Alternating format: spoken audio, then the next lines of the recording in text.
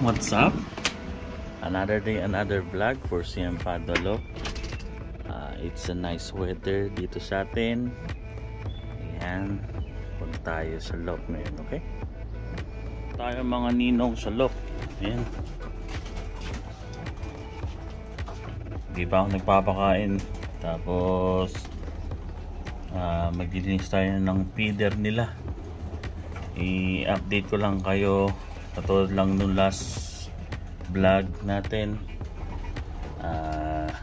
papakita ko kung sino yung mga bago natin papisa, saka yung may mga itlog na bago. Ayan, sa ating mga breeder, kasi meron tayo ngayon mga nangitlog na mga breeder na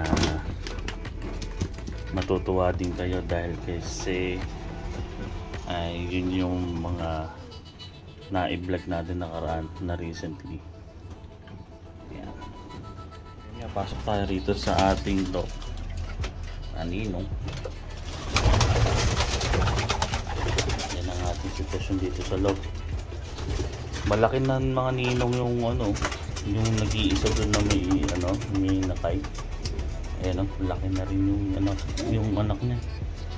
Tapos dito tayo sa yung gristle natin dito sa baba. Ito, laki na rin niya.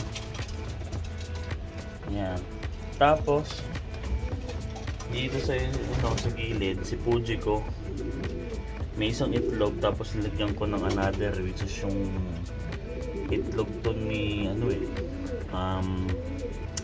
Sweet 16. Ewan ko mabuo kasi tingnan ko wala pang similya, yun, ka third day na, pero mamaya tingnan natin.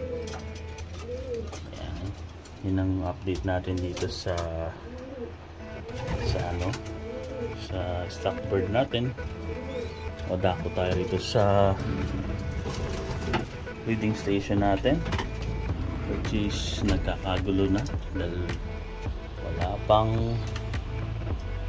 tubig sa inumin. Ayan, dito tayo. Malaki na itong mga natin, double grandson natin. Kailangan na itong iwalay din, kasi sinusubukan pa ni OG port niya. Ang sabihin ko lang, yung bloodline nito, dalawang Wolverine, brother and sister pairing, pero different year. Isa 2016, isa 2018. Kasi tayo sa pangalawa, yung go increase natin. Sad to say mga ninong, yung go increase natin, namisa ito namisa siya. Ang problema, hindi nila naalagaan. Ewan ko, bigla na lang namatay yung inakay nila, kaya ayun, tinanggal ko yung inakay. Tapos ika-15 nila na walang nest pad, ika-10 days nila siya kapag lalagyan ulit yan. Sana makabuhay na tayo ng ng mga maging anak niyan. Okay, yun tayo sa kabila. Usual, si inbreed Mona Lisa natin, saka si 7.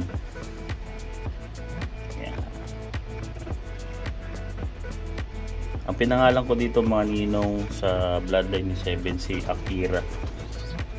Ito si Mona Lisa 2.0. Mona Lisa Legacy 2.0. Yan. May dalawang itlog yan. Yung itlog ng Thomas 6 natin, at saka nung Wolverine, kasi nang itlog tong nandito na si Hanabi at saka si OG. Tapos nagay ko dito, kaso hindi din fertile ata, kasi pang fifth na nila yun, fifth na itlog na. So yun mga ninong, baka hindi yan mabuo. Tapos dito tayo kay Sweet 16. Yung natatandaan nyo yung kay Fuji ko kanina na pinakita kong itlog sa kanya, kaso hindi na nasundan. So hindi ko pa nilalagyan ng nest pad. Siguro next week lagyan ko to ng nest pad, yung dalawa na to, si Bellion tsaka si Sweet 16. Tapos dito tayo kay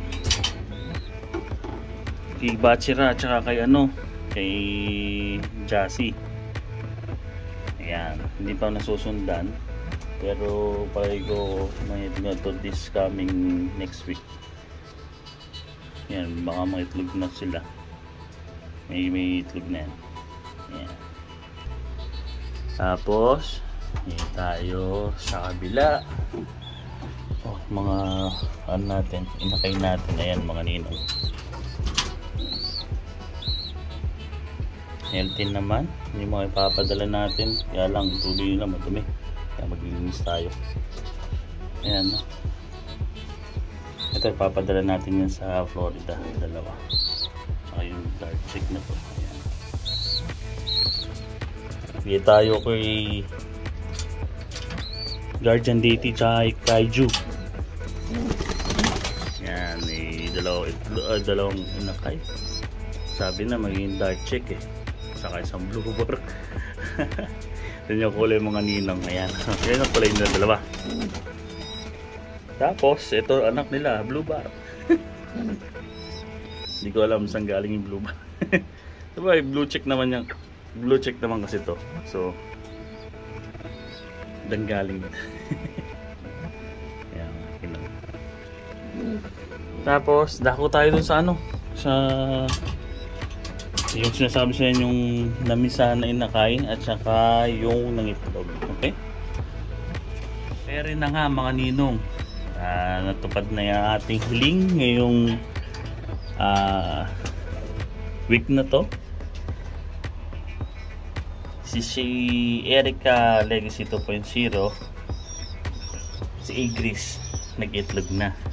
Ayan, may itlog na siya, isa pa lang. Susundan yan, nanigurado. Ayan galit gagalit sa akin. Ayan, gagawin na natin yung Guardian Deity in the making.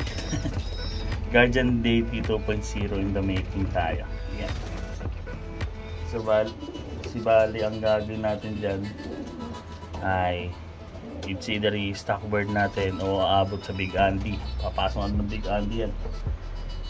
Yan. Sana maging katulad din ni Guardian Deity, yung maging mga kapatid niya na nag-port place sa Louisiana Perch, sa optional race ng Louisiana Perch yun, 400 miles. Yan yung bago natin ngayon dito sa loob. Tapos taling ko kayo dun sa kabila. Ito pa yung sa mga ninong yung sinasabi sa inyo na bago na nangyari dito sa loob natin. Yung natatandaan nyo yung grandson ni Wolverine, nag-pair ko sa Thomas 6 yung breed. Ito na mga ninong, namisahan na siya. Dalawang mga ninong yan. Ayun yung isa. Ito pa yung isa. Ayun yung isa. Nakikita nyo. At napaka-healthy mga ninong. Hindi ko in-expect na mamimisa siya. Tapos nakita ko nagkakrak na yung itlog niya. At tinatawag dyan ay unexpected YB. Alam ko kasi hindi pwede yung dalawang itlog, so pinabayaan ko lang. So sabi ko kasi first time pa lang maging anak ng dalawa na to. So yan, dalawa yung itlog nila. So yun lang mga ninong, yan ang ating for the vlog for today. Sana'y natuwa kayo sa video natin. At maraming salamat sa panonood at pagsuporta. Peace mga ninong.